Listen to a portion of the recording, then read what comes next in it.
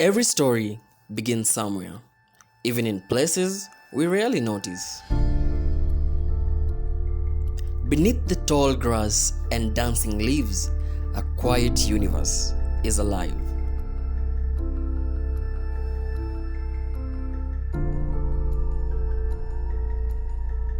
Every leaf, every breath of wind plays its part. Even the smallest blooms carry the promise of life.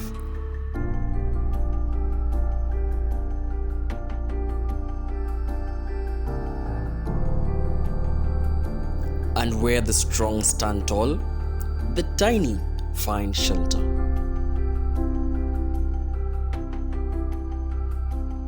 Here, nothing is wasted. Life breaks down life, feeding the soil, feeding the world.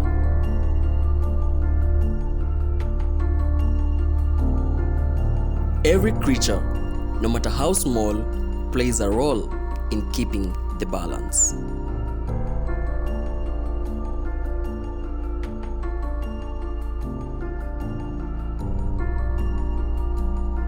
And from that balance comes abundance. When we protect the smaller worlds, we protect the future of our own.